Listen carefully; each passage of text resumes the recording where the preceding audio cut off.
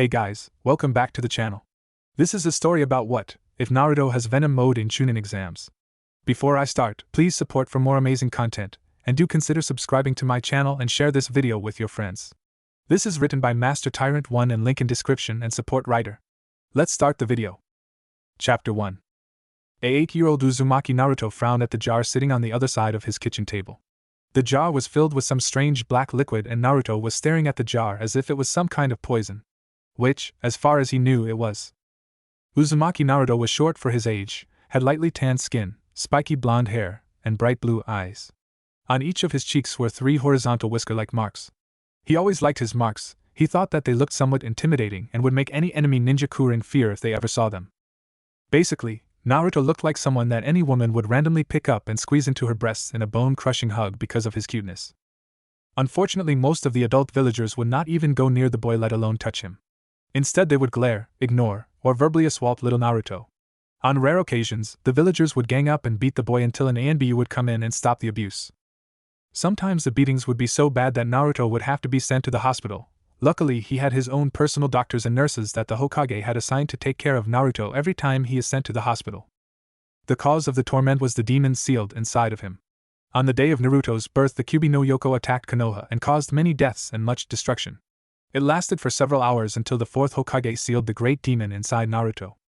Over the years, the villagers' hatred for the fox was projected onto the boy, who most saw as the demon itself. Only a few people saw Naruto for who he really was and not what was sealed inside him. Because of a law made to protect Naruto, it was illegal for anybody to even hint at what was sealed away without risk of execution. This law was meant to allow Naruto to make at least a few friends with children his own age, and so far it has only caused him pain. One would think that such torture would break one's spirit and drive them to do terrible things. Not Uzumaki Naruto. Naruto would always appear to be in a good mood, a big smile on his face or a look of absolute determination. His will appeared unwavering. The only time his happy demeanor would falter would be either during a beating or when someone hurt one of his precious people. Though limited in number, the little boy would do anything in his power to protect and make his precious people happy. Flashback. A few hours ago, after he had had his dinner of 12 bowls of ramen at the Ichiraku ramen bar and was heading home with a full stomach, Naruto was stopped by a figure wearing a tan cloak and an ANBU mask. "Hello there, Naruto," the figure said in a kind female voice. "I have a gift for you." Naruto glared at the figure. Years of being the butt of many cruel jokes from the villagers has made him wary of any form of gift. "And just who are you, lady?" he said snobbishly. The woman lightly chuckled. "Who I am is not important." She reached into her cloak and pulled out a large clear glass jar filled with a strange black liquid. "What is important is what is inside this jar." The woman knelt down so that she was face to face with the short blonde kid, and held the jar between them. "Inside this jar is something that is very special. But before I can give it to you, I have a question. Do you want to become strong, Naruto? More than anything else in the world?" Naruto shouted loudly, while a fire of passion burned behind his eyes. "I'm gonna train to become the strongest ninja in the whole village and become Hokage." He pumped a fist in the air at his declaration. The woman gave another light chuckle and asked with mirth, "And why is that? Why do you want to become Hokage? It is such a big responsibility." Naruto's face broke into his famous foxy grin. "I want to be Hokage so that I can protect the people that are important to me and to finally get the respect of the whole village." "All right," the lady said as she held out the jar to the child. "Take it."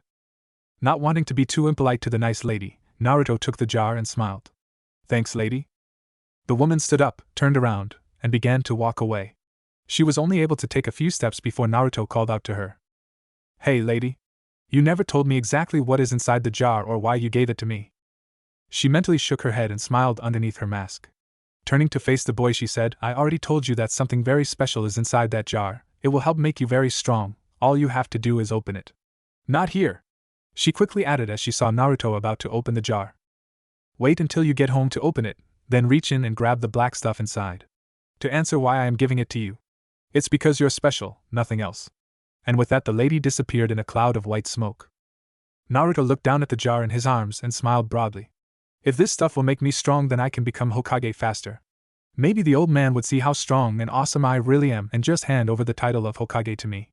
I'll become the youngest Hokage ever." And with that final thought, Naruto ran home with the biggest grin he ever had. As he neared his apartment, though, his mood and thoughts changed. That lady was nice, but how do I know what she said is true? He held the jar up to eye level so that he could see the black substance. She said this stuff would help make me strong. As far as I know, she could just have been trying to trick me into taking some kind of poison. This junk doesn't look like it will help me get strong. But then again, it could be some new kind of super medicine that will make me grow giant muscles and make me strong enough to crush any mountain. Naruto continued to mull over whether the black liquid was as he reached his small apartment, unlocked the door, and went inside. He placed the jar on one side of his kitchen table, grabbed the seat directly across from the jar and sat down. Naruto's apartment was small, with a single bedroom that had a single-person bed, a small dresser, a nightstand with an alarm clock, and a small closet. Across from his bedroom was his bathroom, which had the bare necessities for said room. His kitchen/dining room was connected to a small living room by a small hallway. The living room only had a small two-person couch that looked to be about 20 years old in the center of the room and a small table in one of the corners of the room where he had a small potted fern sitting on top. Naruto's kitchen/dining room was as small as his bedroom, with a small table that was able to sit two people at either end, a sink, a couple cupboards filled with his favorite food, ramen, and a small refrigerator. Despite the limited space, Naruto was comfortable with his home. He had all he needed. He was never able to understand why people always wanted to have a big house. All it would do is take up space that could be used for something more important, like training to become Hokage. Naruto was glad that the Hokage bought him his apartment after he was kicked out of the orphanage. Present time. Naruto suddenly stood up and walked over towards the jar and stared hard at it, as if hoping the answer would just appear on the jar itself. "I don't know what to do," he mentally screamed. "I can either risk getting poisoned if it is dangerous or become incredibly strong if what the lady said is true. But I can also show it to the old man and ask him what it is, but he'll probably say that I shouldn't mess around with stuff if I don't know what it is, and then he would take it away and I still would have no idea what the hell this stuff is." Naruto shrugged his shoulders and grabbed the jar with his right hand. With his other hand he unscrewed the lid of the jar and placed it on the table. He stared down at the black liquid and thought, "Well, I've never heard of a poison that kills people just because they touch it." He took a deep breath. It's now or never. He closed his eyes tightly and reached into the jar. His hand came into contact with the black liquid and he held it there, just lightly on the surface of the liquid. Naruto kept his hand there for several seconds and slowly opened his eyes. He looked down at the hand touching the black junk. "It's warm," he said to himself, surprised. Seeing that nothing had happened when his hand touched the stuff, Naruto pushed his hand past the thin barrier that separated the liquid from the air and felt his whole hand encompassed by warmth. He noticed that the substance felt more like glue than water, and it didn't ripple when his hand touched it. Naruto tried to grab the contents of the jar. Suddenly the black goop began to travel up Naruto's arm. In surprise he yanked his arm out of the jar, causing it to roll off the table to smash on the floor. The black junk was still crawling up his left arm as the empty jar fell. Before the substance could reach his elbow, he grabbed a handful and tried to pull it off. The substance stretched as Naruto pulled at it, and it began to crawl up his right arm along with his left. Before long both of Naruto's arms, chest, and upper parts of his legs were covered in the black substance. He tried to call out in vain hope that someone would come, but his voice did not seem to work. It did not take long for the black substance to travel up his neck and begin covering his head. He suddenly began to feel tired, like as if he had ran 20 laps around Konoha without a break. Then his vision went black as the substance covered his entire body. Meanwhile, inside the Kyuubi seal, the giant fox demon was thrashing around inside his cage. Something is trying to get in and gain control, but what? The room of the Kyuubi no Kitsune was impossibly large. The ceiling could not be seen since it reached beyond the most powerful eyesight into darkness. The whole room was flooded with several inches of water that continuously dripped from the pipes that came out of the concrete walls. Basically the room looked like a sewer, only cleaner. The bars of the fox's cage were like the bars of a jail cell with a small slip of paper that had the kanji for seal on the center bar. Despite the lack of any form of light source, everything except for the ceiling and the single massive hallway exit could easily be seen. The sounds of crashing water and the vibrating floor drew the Ninetales' attention to the only entrance to his chamber. Something big was approaching, and judging from the vibrations of the floor, whatever it was as large if not larger than the Kyuubi itself. Before the unknown guest could be seen, the vibration stopped. The being had stopped just before the light of the room could touch it. "Who are you?" the demon demanded of the unseen figure, his lips curled back into a vicious snarl. At first he got no reply. Then suddenly a large black fist flew out of the darkened hallway and smashed several bars of the cage. Kyuubi was so surprised by the action that he failed to notice the countless number of small black tendrils that slithered along the walls and floor towards his cage. The fist opened up, revealing 5 strong fingers that had dark purple claws in place of nails.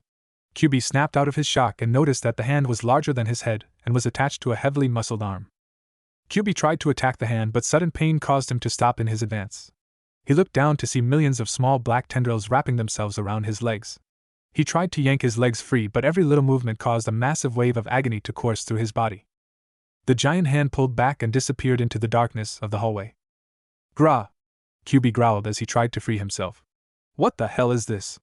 Who are you and what are you doing to me? The unseen being remained silent as the tendrils began to travel up the fox's body. Stop this at once. Do you know who I am? The QB roared as he ignored the pain caused by his thrashing about. I am the great QB no Yoko, and I will devour your soul for attacking me. I am going to rip out your intestines and hang you with them. I am going to skin you alive and use your pelt as a bath mat. Suddenly the great demon lord's legs gave out underneath him and he toppled over onto his side. His eyes widened as realization finally struck. You're trying to kill me? He roared in absolute rage. You dare to attack and kill the most powerful demon in existence? The QB slowly began to chuckle while the tendrils crawled all over his body. His light chuckling soon became full-blown insane laughter. You can't kill me. Nothing can kill me. He continued to laugh and boast while his body was slowly overtaken by the tendrils. In a matter of minutes, the dreaded demon that caused so much havoc and mayhem for countless centuries was gone. The mighty QB was dead. The tendrils slowly began to retreat back into a hallway where they had come from. They left no sign of the giant fox or of their presence. As soon as all of the tendrils were gone, several giant tentacles took their place. The tentacles slowly stretched and spread out until the entire room was black. The sounds of crashing water and the vibration of the ground slowly retreated from the now empty room. The next day, early morning. Ugh, Naruto groaned as he slowly woke up and got into a sitting position. What the hell happened last night? Slowly, the images of what took place the previous night flashed in his mind. Jerking his left hand into view, he saw no sign of the black liquid that had attacked him last night. Naruto slowly stood up and began to look himself over for any sign of the black stuff. Just as he was about to take his jacket and shirt off to check the rest of his body, a loud beeping sounded from his bedroom. He quickly dashed to said room and saw to his horror that he was going to be late for academy. All thoughts of last night's events disappeared from his mind as he took a quick shower and dressed in a pair of green boxers, his orange sweatpants, strapped on his weapon holster on his right leg, a skin-tight black shirt, and his orange jacket. Naruto quickly jumped into his blue ninja sandals, dashed out his front door, locked it, and bolted towards the academy. Crap, I hope I'm not too late. I really don't want to have to listen to Irika-sensei's lecture about tardiness again, Naruto thought as he took to the rooftops and continued on his way. Several minutes later, Naruto arrived at the academy and ran to his class. When he arrived, he noticed that almost all of the seats were taken except two. One of the available seats was next to a loud pink-haired girl in a red combat dress and black bicycle shorts who went by the name Haruno Sakura. The other seat was next to a quiet dark-haired girl who wore an oversized tan jacket and tight black ninja pants. Since he did not fully know the shy girl, besides that her name was Hyuga Hinata, and not one to pass up the chance to make a new friend, Naruto went over to the girl. Is this seat taken? He asked her. The girl jumped at the sound of Naruto's voice and faced him with bright red blush present on her face. Naruto-kun wants to sit next to me and not next to Sakura? Hinata thought to herself. Suddenly Naruto's face fell when she did not give him an answer. If you don't want me to sit here, then I'll just sit somewhere else, he made to the other available seat when a small squeak drew his attention back to the Hyuga. What was that? Hinata silently gulped and gathered up all of her available courage. Why you can sit here, and in Naruto-kun. She gave a quiet sigh of relief when his famous foxy grin appeared on his face. Thanks, Hinata-chan, Naruto said as he sat down. Hinata turned red at his thanks and began to fiddle with her fingers. Chapter 2. Several weeks later, near Naruto's apartment. It has been 2 weeks since Naruto was attacked by the strange black substance. At times he has contemplated going to either Irika-sensei or Old Man Hokage and telling them about it. Yet every time the thought crossed his mind, he would decide against it since he has yet to find any negative side effects of the strange liquid. But that is not to say that there have been any positive effects either. Since the day that he decided to sit next to her, Naruto was able to become quick friends with Hyuga Hinata. Unlike most of the other academy students, Hinata would not laugh or yell at Naruto whenever he made a mistake. Instead, she would help him understand and correct any problems that he had. She was patient when he was having serious trouble. She would laugh when he tried to cheer her up. She would comfort him whenever he was sad. Overall, Hinata was trying her hardest to be the best friend to her crush. Naruto, on the other hand, was beyond the basic concept of happy. He finally had a friend that was in his own age group. Sure, he was friends with Irika, Old Man Hokage, Ichiraku Tuchi and his daughter Ayame, but none of them were kids and were normally too busy to play with little Naruto. When Hinata became his friend, Naruto was the happiest he had ever been. Ever since that fateful day, the blonde and brunette would almost always be seen together. Except for tonight. Naruto was currently strolling home with his stomach full of the heavenly food made by the Ichiraku ramen bar.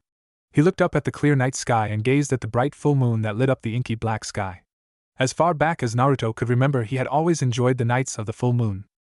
He did not know why he enjoyed such nights, just that whenever he gazed up at the full moon a sense of tranquility would suddenly wash over him. All of his fear, anger, sadness, and anxiety would simply disappear. Feed. Hunger. A deep demonic voice growled. Naruto was suddenly at attention. He swiveled his head around to find the source of the voice but could not see anyone. His face instantly changed from calm to serious as he crouched into the taijutsu style he was taught in the academy. He slowly took out a kunai from his weapons pouch and froze. Naruto remained in that position for a good 5 minutes before he slowly returned to his relaxed demeanor. Years of being ambushed by the villagers had taught Naruto to never ignore even the slightest hint of danger. He cautiously placed his kunai back into his pouch and continued his stroll to his apartment. After several minutes of uneventful walking, Naruto decided that there was no danger and completely returned to his calm demeanor. Unfortunately, the calm of the night would not last. Suddenly, Naruto's whole body was racked with blinding pain. He clenched his eyes shut and tried to bite back a scream of agony as the sudden pain forced him to his knees. Naruto was able to catch himself before he fell face first onto the hard ground. The pain increased with every second that passed as Naruto fought to keep himself conscious. He unclenched his eyes just in time to see the black substance from 2 weeks ago cover his face. He finally let out a scream for help as he slipped out of consciousness, but the cry was muffled by the black substance as it continued to cover him completely. Hunger. Feed. The voice from earlier growled. Several hours later, the Jounin bar. The Jounin bar is exactly what it sounds like, a bar for Jounin only. Because of the dangerous, and sometimes emotionally draining lifestyle that comes with being a Jounin rank ninja, a special bar was built just for said ninja. It was open 24 hours a day, 7 days a week, and only Jounin were allowed in. The bar was like any other found in a ninja village, except that the second floor was made specifically for drunk couples to spend the night in. Normally, the Jounin bar would be full of tired, emotional, and drunk ninja, but not tonight. Tonight, the only patrons were a couple using one of the many rooms on the second floor and a single Jounin who was drinking away his problem with gambling. The bartender had gone into the back room for a quick romp with his wife, leaving the drunk Jounin alone at the bar. He was about to reach for another bottle of sake when a food cart crashed through the entrance to the bar, leaving a large gaping hole. What the? The drunk ninja swerved around as the food cart slid into the counter with a loud slam. He slowly stood on his 2 wobbly legs and tripped his way over to the large hole. Taking a swig from his sake bottle, the drunk stuck his head outside and squinted his eyes for any sign of who could have done this. In his inebriated state, the ninja failed to notice the towering figure rising behind him. In an instant he found himself halfway down the stomach of a horrid creature. Meanwhile, just a street away. The hell was that? One Inuzuka-tsum shouted. The Inuzuka matriarch had just returned from a solo mission and was currently making her way to the Hokage tower to fill in her report when a loud crash caught her attention. She instantly changed direction and headed for where the sound came from. When Tsum landed on the building directly across from the Jounin bar, she was met with the sight of the overturned food cart and the large hole in the wall. Nothing else. Tsum's sense of smell, though, told her otherwise. The entire area smelled strongly of fresh blood and slightly of sex. Her brow furrowed as she scanned the surrounding area. Seeing not a single person, Tsum drew a kunai and leapt down to the entrance of the bar. She cautiously made her way into the bar and forced her senses to maximum efficiency. The rubble on the floor would crunch or clatter with every step Tsum made and caused her to move at an even slower pace. She came to a complete stop at the center of the bar and remained completely motionless, except for her eyes which continued to scan the area. She noticed that the doorway that led to the second floor was destroyed, along with the stairway. Rumble. Crash. Tsum just barely got out of the way as a large mass crashed through the ceiling. She performed a quick roll and jumped into her clan's fighting stance, facing where she was just standing. Her eyes grew as she saw what had nearly crushed her. It stood at just over 6.5 feet and was completely black. Its entire body appeared to be completely composed of pure, bulky, muscle. The thing's strong arms ended with large, powerful hands. Each hand had 5 fingers that had sharp purple claws where the nails should be. A strong pair of legs held the beast off the ground. Tsum noticed that the feet of the creature were not human-like in any form. Each foot had 2 forward-pointing toe-like claws that spread out into a V-like shape, while the third toe, on each foot, was attached to the side, like the thumb of a human hand. Each toe was double-jointed, like a finger, and appeared to allow the feet to be used like hands. What caught Inuzuka-tsu's attention the most, though, was the thing's face. The face was somewhat elongated and looked alien. The eyes were pure white, large enough that they almost touched at the end of the creature's snout, and appeared to be torn at the edges. The being's massive jaws were what took up most of the length of its head. The jaws were filled with countless razor-sharp fangs that dripped with poison-green saliva. Finally, the monster's tongue was long, sharp, bright red, and twisted every which way as it licked its massive maw. "What the hell are you supposed to be?" Sam spoke with a disgusted grin. She noticed that its head, hands, and feet were soaked in blood. As a response, the creature slashed at the Inuzuka matriarch with its left hand. Sam leapt out of the way and tossed several kunai at the thing's head and neck. It did not make even the smallest effort to dodge the projectiles and charged at Sam. The kunai stabbed into the creature, but it completely ignored them as it tried to shoulder slam the woman. Sam dodged the attack and sent a bone-shattering kick to the thing's head. Sam smirked as the creature staggered back from the kick. It quickly steadied itself, and, to Sam's shock, it showed absolutely no sign that it had ever been hurt. Even the kunai that had hit their target were gone. The creature glared at the Inuzuka and let loose a loud, inhuman roar as it charged at her again. "Tunneling Fong!" Sam shouted as she leapt into the air and turned into a small tornado of claws and launched herself at the monster. The two were about to collide, when suddenly the creature ducked underneath the spinning Sam, twisted its body around, and grabbed her leg. Sam let out a scream of pain as her leg was crushed by the creature's grip. Next thing she knew, Sam was being thrown through the wall of the bar and slammed into the building across the street. She tried to get up, but the pain forced her down.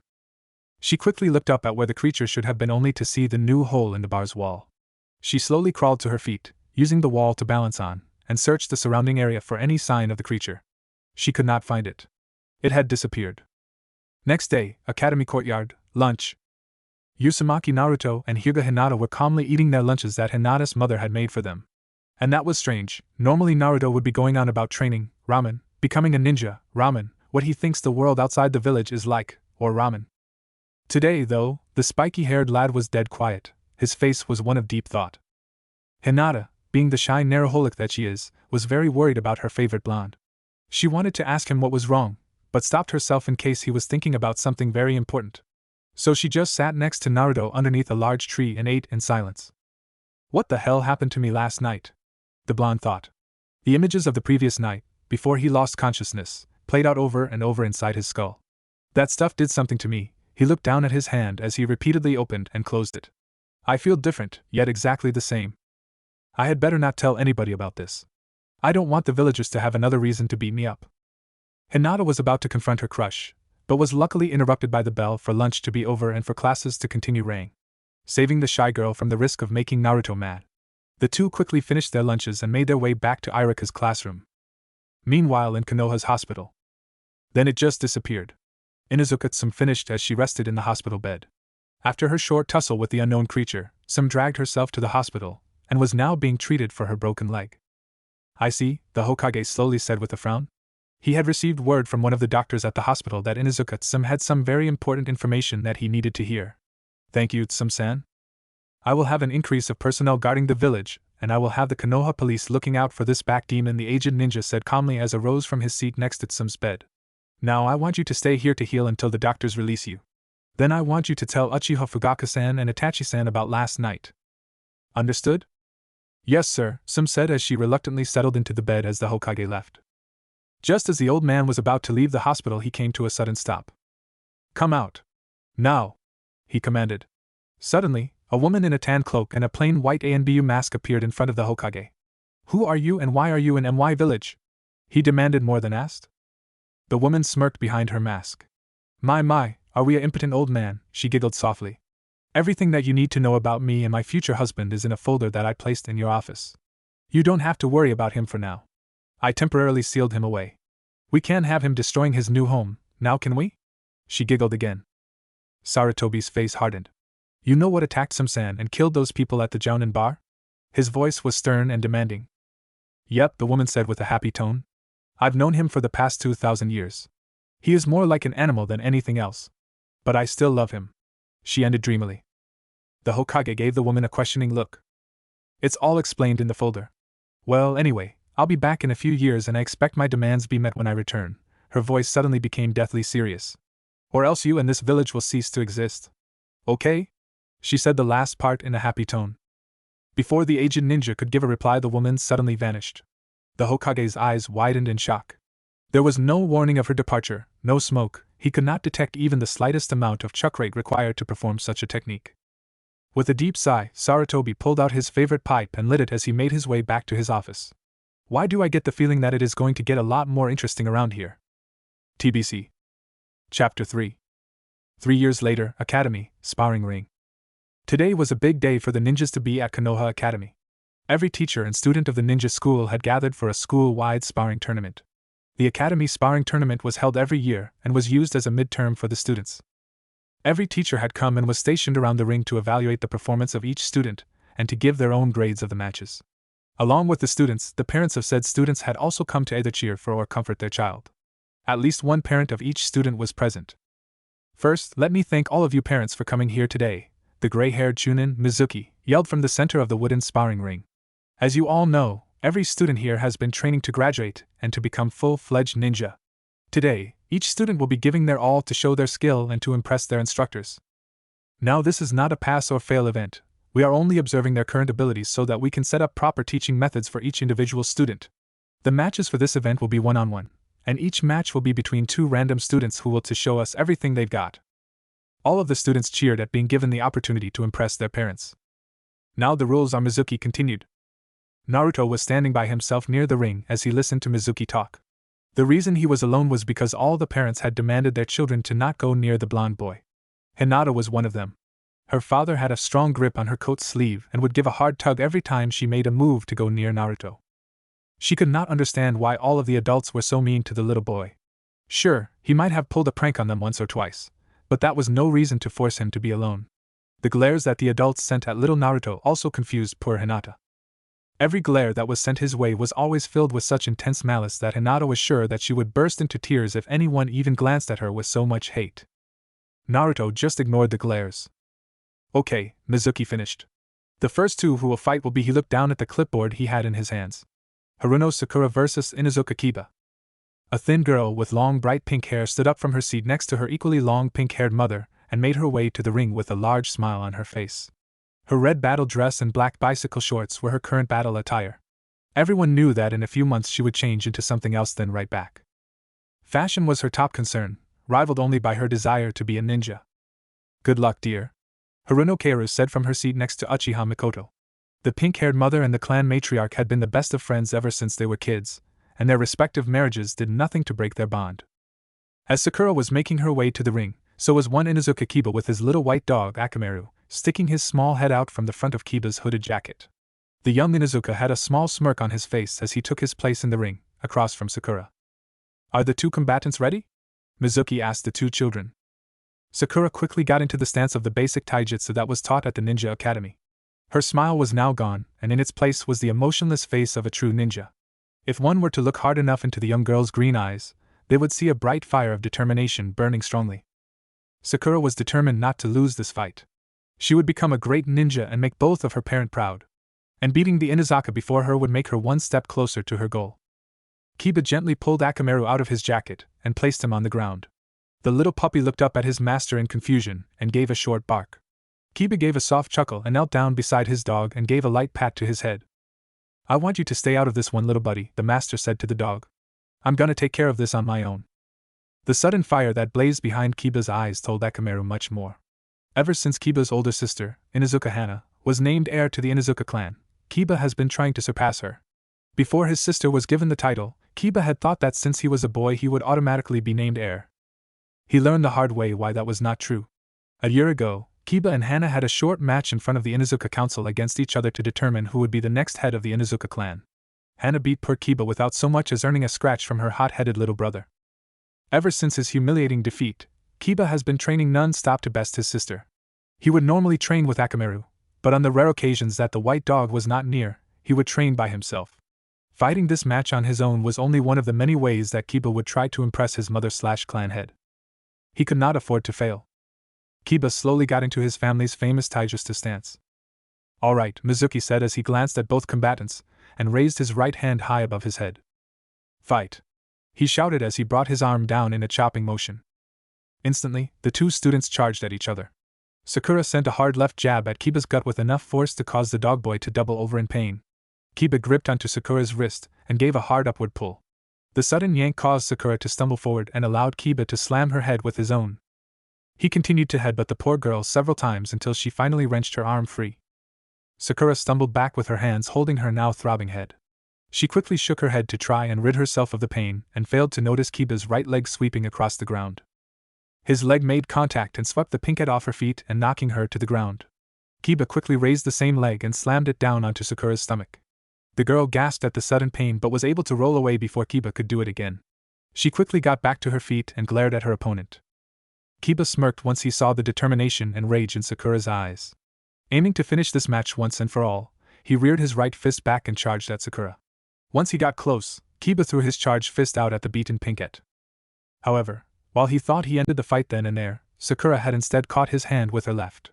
With no time to react, Kiba could only stare as Sakura drew back her right arm and pounded her fist into his stomach.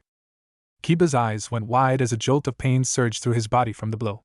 Seeing as how he was winded from her blow, Sakura stepped closer and followed up by striking the same area with her right knee. Kiba's body couldn't take the stronger jolt of pain from the second blow, and Kiba fell draped over Sakura's knee. As Sakura stood, Kiba fell to the ground unconscious. Mizuki raised his right arm and pointed it in Sakura's direction. The winner is Haruno Sakura. Meanwhile, Shimura Danzo was strolling quietly towards the academy. Behind him were 8 of his most loyal and powerful root ninja. Each root ninja had the traditional attire of the average ANBU and were following their leader in complete silence. Earlier that morning, when Danzo had made a visit to his hidden headquarters, he had selected his best ninja for what he called a very important mission. All that his ninja were told was that they were to capture and kill one Uzumaki Naruto and that he himself was to observe. The root members did not question his orders, or why he needed so many high-level ninja just to kill a kid, and agreed to the mission. Hiruzen thought he could hide this thing from me. He was gravely mistaken. The aged war hawk thought to himself. 2 years ago, one of Danzo's spies found an unusual folder hidden inside the Hokage's desk. The information inside of the folder both shocked and intrigued the root leader. Several special pieces of information, though, continued to dance about inside his old skull. With a twisted grin, Danzo reached inside one of the many hidden pockets inside of his robes and pulled out 2 sheets of paper. On the sheets of paper was all of the information that Danzo thought was important enough to copy from the stolen folder. The first page read: The symbiotes are a race of aliens that arrived on Earth over 2,000 years ago. Symbiotes have the unique ability to bond with a host organism and greatly increase the host organism's power. The first symbiote was brought to Earth by a human that had found it on a distant planet. The human thought that the symbiote was some kind of costume and tried to wear the symbiote as such. The human was completely unaware that his new suit was in fact a powerful creature. The instant that the human put on the symbiote, it bonded with the human and increased the human's power. The human already had unusual abilities before the bonding. The human host used the symbiote for a short while until he decided to remove it. The symbiote was confused by its host's actions and quickly became resentful towards its host.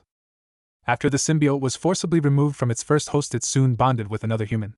Its new host already had a grudge against its previous host, and the symbiote's influence only increased both the human and the symbiote's anger and hatred, combined with absorbing the abilities of its previous host and enhancing said abilities. The symbiote quickly became much more powerful than its first host. The symbiote hunted down its first host and would engage the human in many fights over the years until its hatred finally calmed down. After a short time, the symbiote regressed back to its once kind nature. That is until its second host was killed. Over the ages, the symbiote has bonded with countless other hosts. Unfortunately, because of the different natures of each individual host and its rapid switch from host to host, the mind of the symbiote was slowly destroyed. Its mind is now similar to a wild beast, making it twice as deadly and nearly impossible to control. The name that the symbiote had taken as its own during its second host was Venom. For a more detailed explanation of the history of the Venom symbiote, please see page 46. Symbiotes require a host to bond with for several reasons. The first is obvious: mobility. Without a host, a symbiote is nothing more than a little puddle that can barely move on its own. When bonded, the symbiote automatically has a mode of transportation, the host itself. The second reason is food. The symbiote feeds on the adrenaline created by its host. Symbiotes also feed on a hormone known as phenethylamine, which is found inside the human brain and in chocolate. It has also been recently discovered that symbiotes can also feed on their hosts and their victims' chakra. The downside to this is that the host can no longer use their chakra and must depend completely on their symbiote for protection. When bonded with a host, the symbiote is almost always feeding on the host's adrenaline, but it still must feed on others to survive. There are 2 distinct ways that a symbiote feeds on its victims: The first is like every other organism, it uses its host to eat other living creatures and always goes for the brain before eating anything else. The second method of feeding is considered the cleaner method. The symbiote possesses its host, then forces its victim directly into its body. The victim is then drained of all nutrition, then expelled from the symbiote as nothing more than a corpse. The third and final reason is defense. On their own, symbiotes are incredibly weak. Almost no effort is needed to destroy a symbiote that is not bonded with a host. When bonded, though, they become much more difficult to damage. A fully bonded symbiote can only be truly damaged by either intense heat or high-frequency sound waves. Anything else will simply irritate the symbiote. Danzo chuckled darkly as he flipped over to the second page. The abilities that the Venom symbiote will give to its new host, Uzumaki Naruto, alone are as followed: incredible strength, speed, and agility. Enhanced senses. A sixth sense of awareness of his surroundings, nicknamed Symbiote Sense, the ability to extend his limbs to a certain extent, mainly his tongue. The ability to change color to match his surroundings, effectively becoming invincible. A limitless number of symbiote tendrils, tentacles, claws, and blades. The ability to adhere to any surface. The abilities that Venom has when possessing Naruto are near impossible strength. His speed and agility are reduced because of his increase in size and muscle mass. Able to see almost completely around him because of his large eyes. Symbiote Sense. He starts to extend his tongue for battle more than his other body parts. The ability to blend in with his surroundings is still available but is not used as much because of his decrease in intelligence. Claws, fangs, tendrils, tentacles, blades, and his absorption ability. Unfortunately, with every advantage there is a disadvantage. Venom is weak against extreme heat and high-frequency sound waves. Sound waves cause great pain to both the symbiote and its host, and causes the symbiote to become unstable and weak enough to be forcefully removed. Heat simply burns the symbiote, and its host, causing both to, literally, melt into a puddle. As stated before, Venom is not that fast compared to when its host is using the symbiote's power, but his impressive strength makes up for the loss. Because of several events over the years, Venom's mind has become nothing more than that of an animal, except much more deadly. Unlike a normal beast, whose top priority is normally self-preservation, Venom now has absolutely no concern for the safety of itself or others. Regardless of what the danger is, Venom will charge in head first and ignore any and almost all damage. Only when its two weaknesses are used does the symbiote earnestly tries to avoid damage. Its main concern is only to kill and feed regardless of who is nearby. The friends and family of its host are in just as much danger as the host's enemies. Venom does have limited speech. It normally only growls or roars and is limited to only saying a few words at a time. For more information on Venom's abilities, see page 110. For all information pertaining to Venom symbiote, see page 40 to page 200. Besides the Venom symbiote, there are several other symbiotes that exist on Earth. Almost all of the other symbiotes on Earth were created from the Venom symbiote, and thus share all of its abilities plus their own special, or enhanced abilities. All symbiotes can detect one another and their hosts. Listed are all of the known symbiotes, besides the Venom symbiote, that are currently on Earth, along with their current host, if they have one, location, if known, and special traits and abilities that the Venom symbiote does not have. Name, anti-venom location, unknown host, unknown. The anti-venom symbiote is exactly as its name implies. It is the opposite of Venom. It shares all of Venom's abilities but has absolutely no mind of its own. Its host has complete control. Anti-venom is toxic to the original Venom. Just touching it causes the Venom symbiote great pain. Just as the anti-venom symbiote touching Venom causes anti-venom just as much pain. It is best to keep the two symbiotes away from each other, as they do not like the company of the other. Name, phage location, Iwagakure host, unknown. Phage is unable to create tentacles of any kind. Instead, it creates large blades, spikes, and spines from its body that can be launched at opponents at high speeds. Phage is the youngest brother and youngest child of the symbiote's siblings. Name, Riot location, Otogakure host, unknown. Riot's blood and saliva are highly acidic and can dissolve even the strongest of alloys. It never creates sharp weapons and instead uses its tentacles to bludgeon and beat its opponents. Riot is the oldest brother and oldest child of the symbiote's siblings. Name, Lasher location, Sunagakure host, unknown. Lasher is able to create a mucus that is used to trap, crush, or suffocate its opponents. It also only uses its tentacles in a whip-like fashion. Lasher is the middle brother and is the third oldest child of the symbiote's siblings. Name, Scream location, unknown host, unknown. Scream uses its long hair instead of tentacles to trap or kill its opponents. Somehow Scream is able to withstand the type of sound waves that normally harm symbiotes. Scream is the oldest sister and is the second oldest child of the symbiote's siblings. Name, Agony location, unknown host, unknown. Agony, like its sister, uses its hair instead of tentacles to trap or kill its opponents. Agony can also absorb dangerous chemicals and weaponry to use against its prey. Agony is the youngest sister, and is the third oldest child of the symbiote siblings. Agony is also the leader of the symbiote siblings. Note: the symbiote siblings are the children of the Venom symbiote. They were forcibly created by an organization that tried to control the symbiotes yet failed. The main goals of the symbiote siblings are to find their father, Venom, help their father to return to his once kind self, to find a wife for their father and subsequently its host, and to live together as one big family. Name: Toxin. Location: unknown. Host: unknown. Toxin is the grandchild of the Venom symbiote and the child of the Carnage symbiote. Toxin has the abilities of both of its relatives, and since it is a third-generation symbiote, it can withstand the weaknesses of normal symbiotes to a much greater degree than its father or grandfather. It has two different forms: a slim-bodied form where speed and quick attacks are used, and a large, muscled form where hard-hitting attacks are used. Because of its relatively young age, Toxin is quite immature and childlike and requires at least 4 hours of playtime a day. Its first host specified that it can do whatever it pleases during those 4 hours, but is not allowed to commit any acts of grand theft, arson, rape, or homicide. Toxin pouted and whined for several hours after being told the rules. Name: Payback. Location: unknown. Host: unknown. Payback is a unique symbiote. Not much is known about it except that it was not created from the Venom symbiote. It is not known where it originated from. From the limited number of encounters with the symbiote, only limited data was collected. It appears to have the same abilities as Venom but only possesses its host when the host is in a state of pure bliss. One documentation shows that Payback has feelings for Venom and does not hesitate to act upon them. It was shown that Payback nearly wrapped one of the hosts of the Venom symbiote, but failed when it noticed the person documenting the event and fled. Name: Carnage. Location: 250 feet underneath Amigakure. Host: none. Every possible precaution has been made to prevent the release of the most dangerous creature in existence, Carnage, the son of Venom.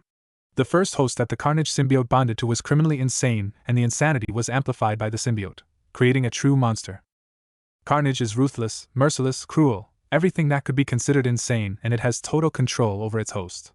Carnage kills purely for fun. Men, women, and children are its targets. It reasons that humans are just sacks of blood that make more sacks of blood. I want to color the world in everyone's beautiful blood. At every murder that the symbiote commits, it writes on the walls Carnage rule, as it is completely impossible to tell the difference between Carnage's feeding victims and its normal murder victims. It has the deadly abilities to change its host's appearance to that of any other human, and it can see completely around itself. Carnage is too dangerous to be allowed to be let free and was thus trapped in the most well-defended area in existence.